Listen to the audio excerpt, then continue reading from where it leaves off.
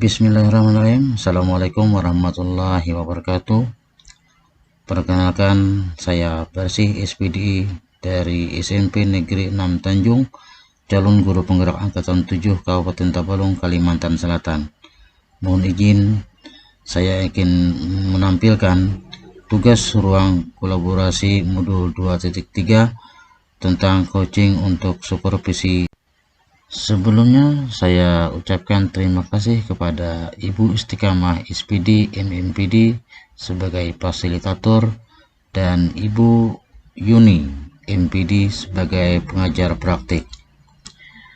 Dengan berkat beliau berdua sehingga saya bisa sampai kepada modul 2.3 dalam mengikuti pendidikan calon guru penggerak.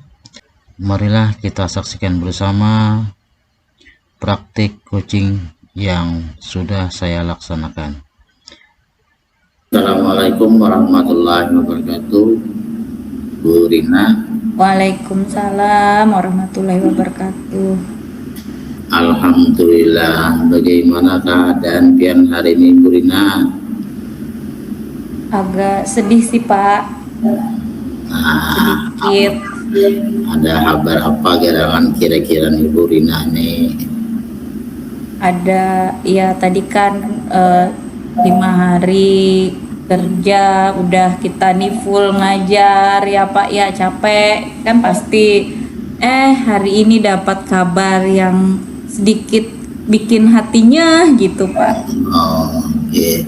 Kata Papa, Bu Rina, santai saja, semua dalam kehidupan ini berjalan sesuai dengan alurnya saja. Kita sebagai tenaga pendidik juga menjalankan sesuai dengan skenario yang sudah diciptakan oleh Yang Maha Kuasa.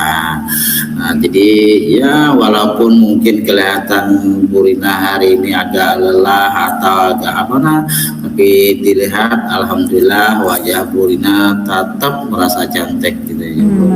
Alhamdulillah Pak. Mungkin kalau boleh tahu ada permasalahan atau ada apa nih masalahnya sehingga Bu Rina mungkin agak merasa kayaknya ada sedikit beban gitu, kalau dilihat atau apalah gitu. Ada apa nih Bu Rina? Iya, tadi kan pagi tadi di sekolah saya ada rapat Dewan Guru ya Pak ya. Setelah rapat saya duduk-duduk sambil ngobrol dengan Wakasek kurikulum tadi. Terus beliau ada mengutarakan sedikit masalah lah dari masalah saya gitu, karena beliau dapat ini dari supervisi kemarin.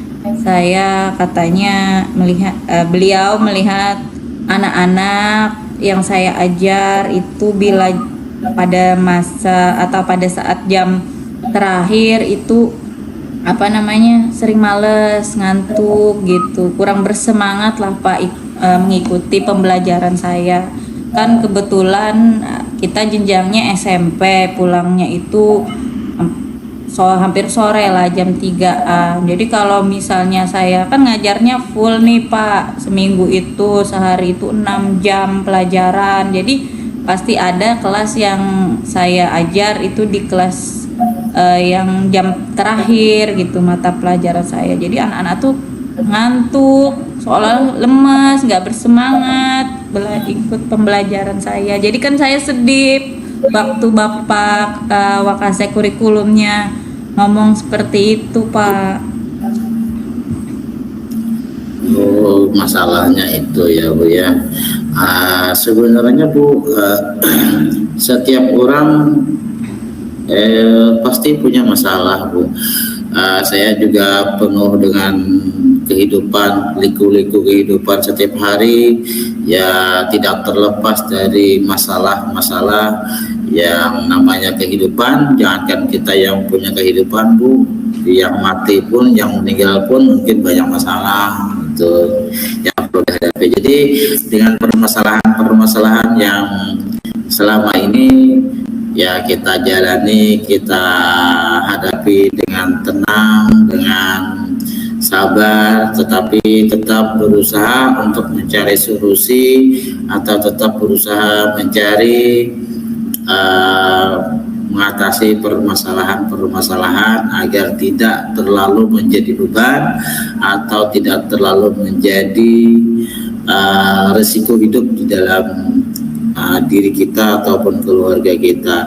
Enggak, Ibu Rina, dalam kehidupan pendidikan tadi saya dengar adanya anak yang mungkin merasa ngantuk atau merasa guyu atau kecapean di dalam waktu jam siang gitu ya Bu ya.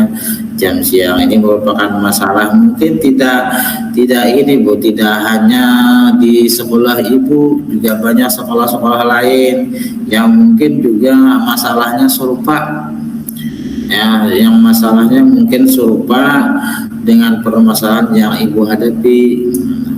Nah, sekarang kira-kira dengan permasalahan yang seperti itu tadi dari Wakasik, ada nggak menanyakan kepada Ibu kepada Ibu Wakasik itu menanyakan kira-kira mata pelajaran apa aja yang mereka merasa ngantuk atau merasa capek, itu pelajaran apa aja Bu kira-kira? Tidak ada sih Pak, tapi mayoritas katanya hampir setiap pembelajaran jam terakhir, apalagi kan ya tadi hampir sore seharian mereka full belajar, katanya bila saat jam pelajaran terakhir itu saya melihat, apalagi terutama sih kata beliau mata pelajaran saya, kebetulan di sini saya kan guru IPS Pak, gurunya cuma ceramah aja, cuma cerita aja gitu, kurang seru kan. Jadi ya padahal kan harapan saya anak-anak ini kan aktif, prestasinya bagus, nilainya bagus, itu kan harapan kita sebagai seorang guru, seperti itu Pak. Tapi setelah dibilang seperti itu dia tidur, dia malas, kan bikin sedih akhirnya kita seorang guru Pak. Oke, mungkin metodenya Bu ya, mungkin metode cara pembelajarannya. Ibu pernah nggak sementara ini Ibu menggunakan metode apa aja mengajar? Karena itu mungkin ya dimayoritaskan bahasanya dengan mata pelajaran IPS itu. Memang kalau IPS itu, kalau menurut saya juga hanya menceritakan yang pertama, apalagi kalau sejarah, menceritakan masa-masa lalu aja gitu kan. Nah kemudian apalagi kalau masalah sosial kemasyarakatan yang ada di sekitar ya, sedangkan sosial kemasyarakatan yang mereka hadapi setiap saat dan setiap hari kan, apalagi di keluarga ya, rasanya rasa bosan dan apalah gitulah, itu mungkin pandangan mereka. Nah, selama ini Ibu menggunakan metode apa-apa aja di sekolah? Saya sih biasanya ya namanya kadang kan susah Pak untuk nyari media pembelajaran, karena saya pikir susah nih pembelajaran karena tadi kata Bapak IPS sejarah pembelajaran di masa lalu, sedangkan kita kan hidup di masa sekarang. Jadi ya paling metode ceramah, diskusi seperti itu saja sih Pak. Memang sih setelah pas dipanggil wakil kepala sekolah tadi, saya sambil di jalan sambil merenungi Pak. Kayaknya memang saya perlu gebrakan, apalagi kan setelah beberapa bulan ini saya belajar di PGP ini banyak ilmu-ilmu baru. Kenapa tidak mencoba nyari media-media yang kan di Google banyak Pak, tentang video, tentang apa, kan belum pernah saya coba. Mungkin ini rencana saya sih seperti itu Pak. Jadi saya lihat dulu gaya belajar anak-anak gitu. Rencana saya ya mudah-mudahan setelah tadi saya merenung, mudah-mudahan harapan saya ini anak-anak jadi aktif. Jadi saya nanti mengukur mengetahui gaya belajar mereka, terus menentukan ya tadi kata Bapak, mungkin kesalahan saya di metode pembelajaran yang saya gunakan. Jadi metodenya nanti saya coba yang bervariasi, kan banyak gitu Pak. Saya coba dengan video mungkin, atau dengan kan seperti kita misalnya ada ice breakingnya, ada apa pembelajaran yang sambil bermain, kan anak-anak SMP apalagi saya ngajar kelas 7 masih ada nuansa-nuansa SD-nya yang sambil bermain tapi di dalamnya diselipkan materi-materi pembelajaran. Itu sih rencana saya Pak ke depannya. Oke. Nah, kemudian Ibu tadi sudah mungkin tadi dengan metode yang Ibu utarakan, baik itu dengan menggunakan ceramah, menggunakan diskusi. Mungkin kalau selalu monoton seperti itu ya kita pun yang dewasa mungkin ngantuk atau uyuh atau apalah gitu ya Bu ya. Nah, jadi juga nanti kata Ibu memvariasi metode atau gaya belajarnya, baik itu gaya metodenya ataupun gaya belajarnya. Nah, kemudian Ibu selama ini membawa anak-anak belajar itu selain di kelas, kira-kira pernah nggak belajar di luar? Nah itu Pak kendalanya.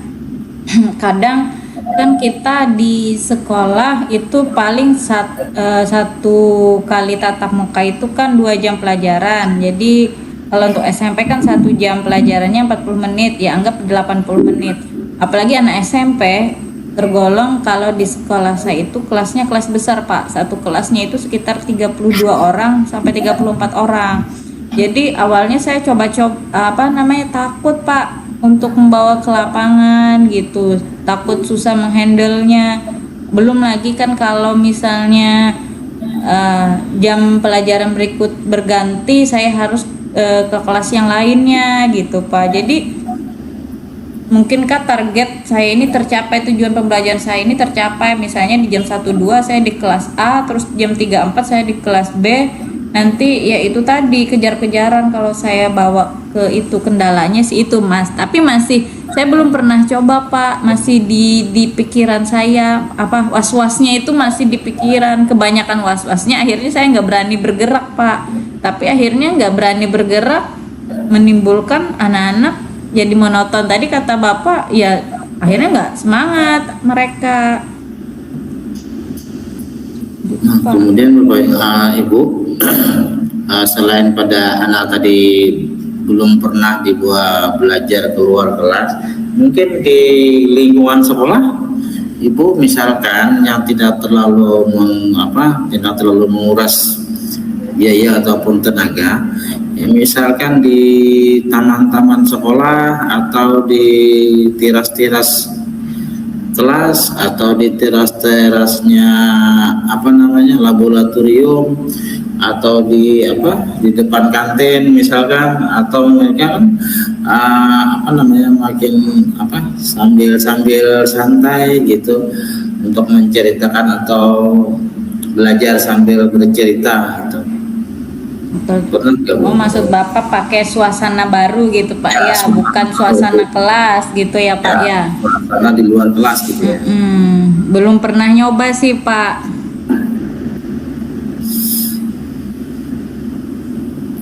Bisa lah nanti dicoba, nanti di bawah pohon. Kalau misalnya pembelajarannya tentang pasar atau kegiatan jual beli ekonomi, misalnya kita bawa ke kantin ya Pak ya, kata Bapak tadi. Bisa juga itu Pak. Langsung dipraktikkan misalnya itu Bu ya.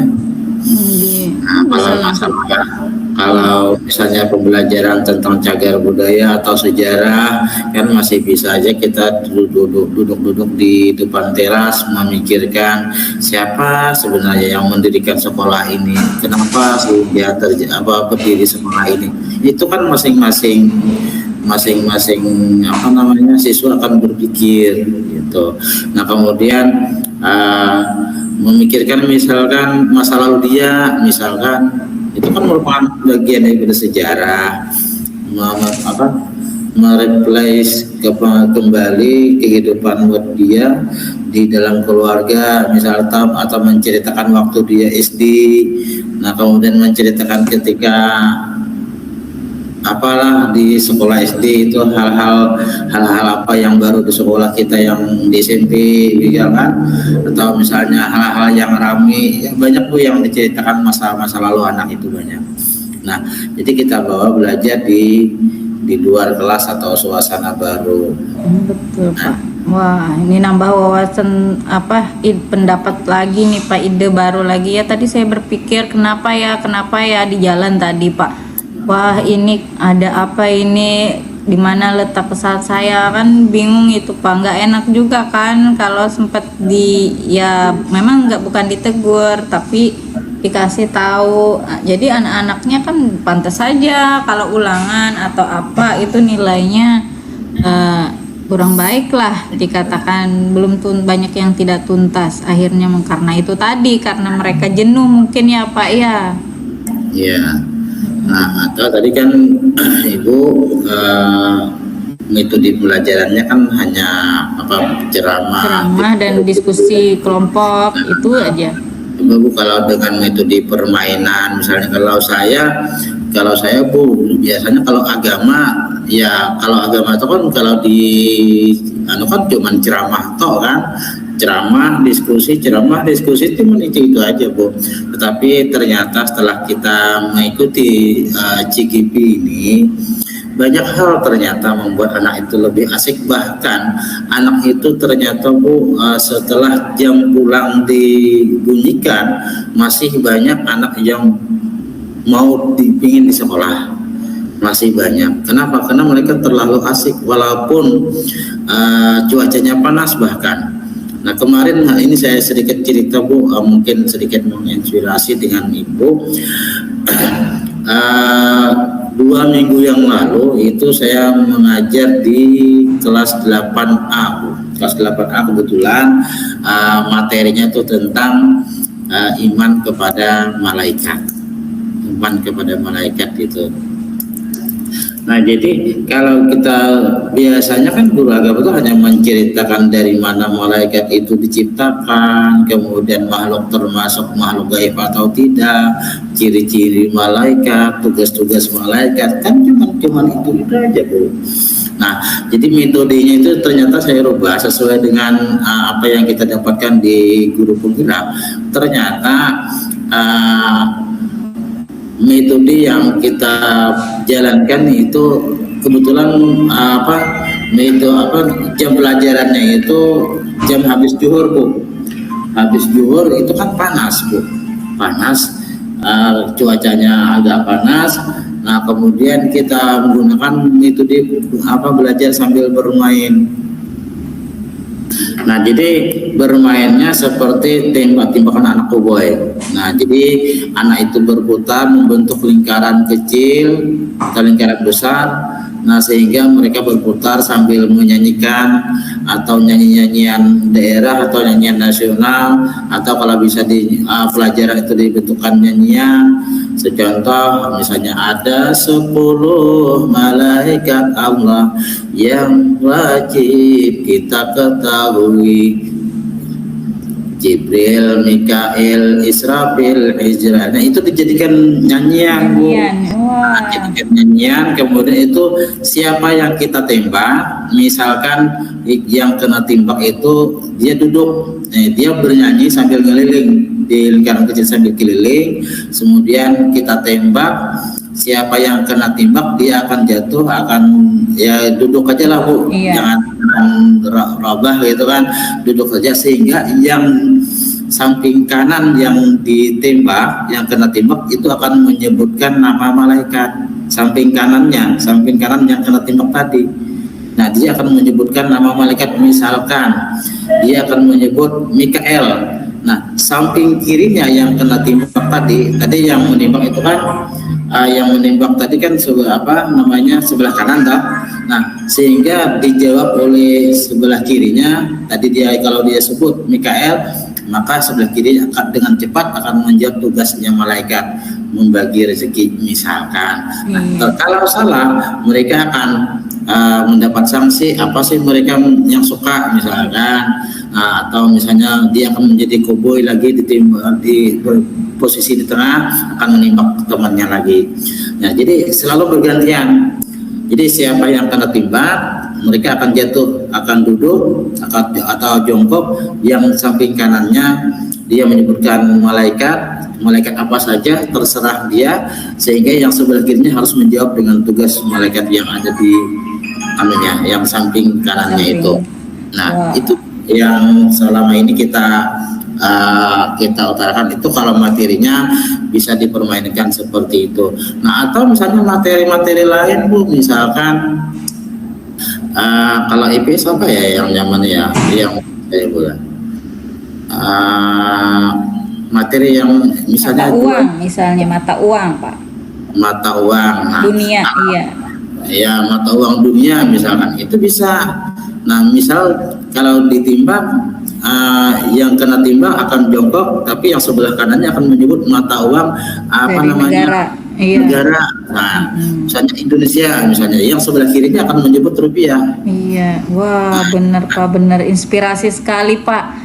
Walau apa namanya saran Bapak, mudah-mudahan saya jadi semangat nih Pak, jadi pengen langsung action besok nih rasanya. Atau misalkan dengan nama-nama provinsi itu kan, Indonesia kan pada provinsi, provinsi itu kan ada ibu kotanya kan. Betul. Nah, jadi misalnya Kalimantan Selatan ibu kotanya Banjarmasin misalnya, atau misalnya kabupaten misalnya Tabalong ibu kotanya Tanjung gitu. Iya, betul. Jadi ada atau dengan metode yang lain, bisa dengan perubahan apa namanya, dengan lampu merah juga bisa Bu, permainan seperti lampu merah. Atau lampu merah itu misalnya kalau ininya kuning diam, kalau hijau maju satu langkah, atau kalau kuning misalnya mundur gitu. Nah, tapi kita ganti dengan mata uang misalkan, kalau ininya Indonesia maju misalkan, kalau ininya apa namanya negara penjajah itu biasanya Jepang misalnya mundur misalkan. Jadi yang salah bisa menjadi hukuman atau sanksi, menyebutkan misalkan 5 negara yang Asia misalkan. Nah, itu jadi siswa yang mendapat hukuman itu yang akan lebih berpikir apa sih 5 negara Indonesia gitu, 5 negara Asia gitu maksudnya, maaf salah sebut tadi. Atau misalkan dengan yang lain, misalnya dengan permainan jagung bakar bisa juga ya, sambil menyanyi, misalnya satu pulpen aja, pulpen ini saling sambut menyambut, mereka sambil nyanyi tapi pulpen diputar, saling sambut menyambut gitu ya, saling suruh menyambut, tapi ketika sambil bernyanyi itu kita dipandu oleh seorang guru stop. Nah, di mana pulpen itu stopnya, kita akan beri pertanyaan sesuai dengan materi. Misalkan apa kepanjangan NKRI misalkan. Nah, jadi yang mendapat pulpen yang stop tadi yang menjawab pertanyaan dari luar biasa Pak. Jadi mereka apa namanya tidak hanya dapat materi tapi juga mereka bermain ya Pak ya. Mereka bersarap. Wah, mantap nih Pak sarannya. Jadi bersemangat nih, jadi murid Bapak pun jadi bersemangat. Walaupun ibaratnya bukan materi Bapak, tapi Bapak tadi bisa memberi masukan luar biasa Pak. Ya tadi saya akhirnya rasa awalnya sedih tadi Pak, awal-awal tadi setelah dipanggil tadi ya tadi banyak rasanya berat beban ini gimana ini, tapi dapat inspirasi dari Bapak, masukan dari Bapak, akhirnya saya jadi plong lah Pak, lega ya tadi saking semangatnya rasa pengen action aja langsung nih.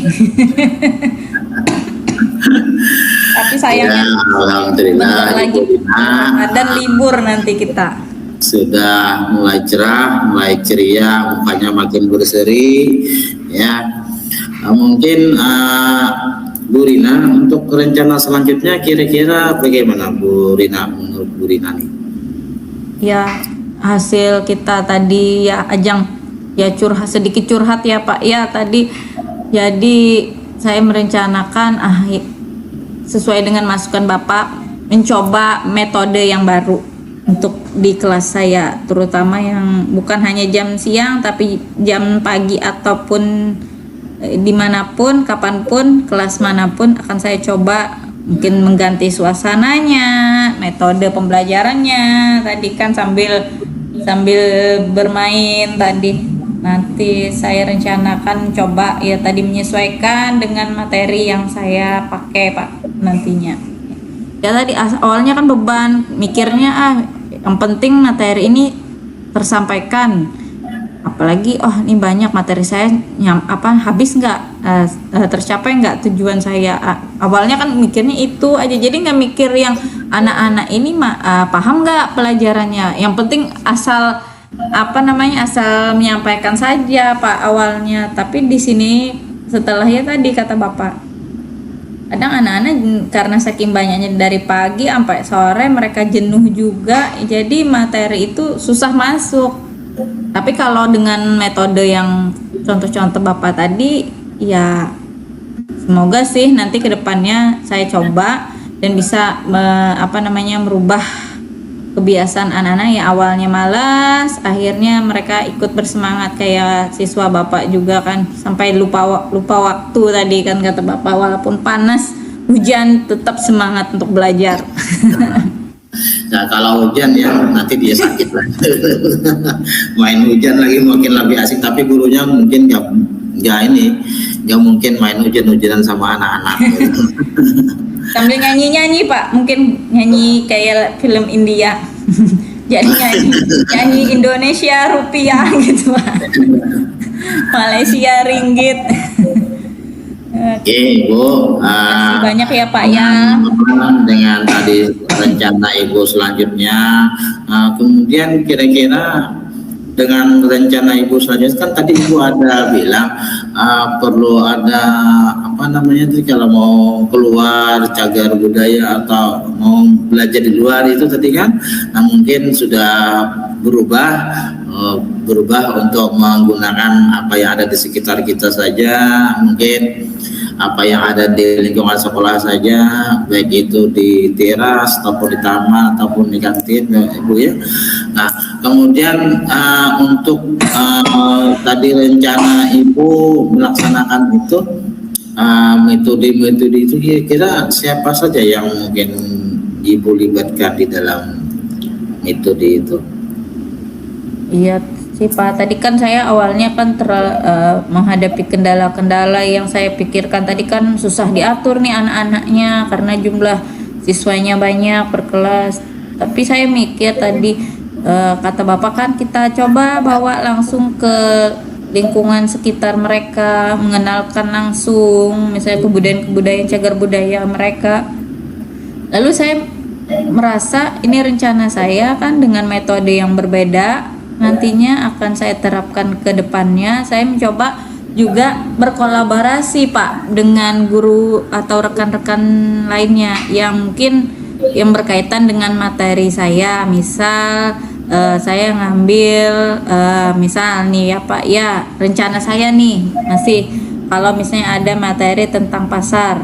Nah, saya kan coba ini berkolaborasi sama guru prakarya dan guru matematika. Rencana saya nih Pak, kenapa? Jadi kalau misalnya saya memakai metode mereka praktek atau menghasilkan produk. Nah, jadi mungkin guru prakarya yang membimbing mereka menghasilkan produk apa. Saya sebagai guru IPS mungkin bagaimana cara mereka memasarkannya, bagaimana mereka menghitung modal dan keuntungan. Nah, terus guru matematika ngajarin mereka misalnya cara menghitung gitu Pak. Ya kan bisa jadi satu kegiatan tiga guru itu bisa melaksanakannya ya. Rencana saya sih berkolaborasi juga menyesuaikan dengan materi itu Pak. Jadi beban pun juga terasa ringan, tidak hanya saya sendiri bisa untuk menghandle anak-anak, tapi kalau dengan kolaborasi akhirnya kan ya tadi bersama-sama akan jadi ringan. Rencana saya seperti itu sih Pak. Yang siapa saja yang saya ajak ya tadi rekan sejawat utamanya. Oh iya, sungguh luar biasa Ibu Pian, dasar bujur-bujur guru yang hebat, bisa melibatkan teman sejawat atau berkolaborasi dengan teman-teman yang lainnya. Jadi beliau ini dasar guru ulun yang luar biasa. Ulun berguru ulun pian pula. Tepat nih Pak. Kita berbagi ilmu, bukan menggurui, kata Bapak tadi kan, berbagi ilmu. Apalagi kita setelah beberapa bulan di PGP ini banyak metode-metode, model-model pembelajaran yang benar-benar bermanfaat yang bisa kita terapkan pada peserta didik kita ya Pak ya. Mungkin Ibu ada ini tadi teman-teman yang siapa saja yang kita libatkan di dalam kegiatan Ibu selanjutnya, kira-kira apakah ada lagi permasalahan lain atau hal-hal lain yang mungkin yang perlu ditindaklanjuti? Ada Pak, kan gini, menurut saya juga kita kan sudah pakai metode segala macam, ibarat perang itu senjata kita sudah kita siapkan sebagus mungkin, yang kita pilih sebagus mungkin, tapi kalau tidak ada dukungan dari pihak kedua yaitu orang tua, itu juga susah kan Pak ibaratnya.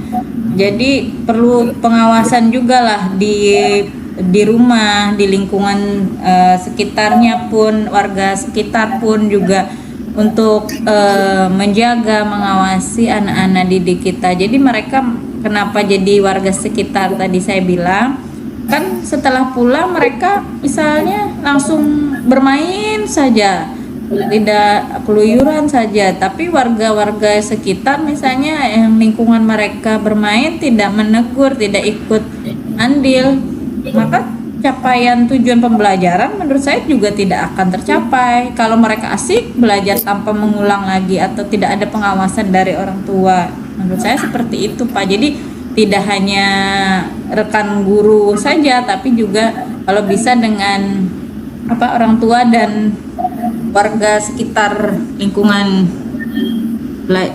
bermain anak-anak juga Pak menurut. Oh iya, jadi semuanya bisa dilibatkan dan terlibat di dalam pembelajaran ya.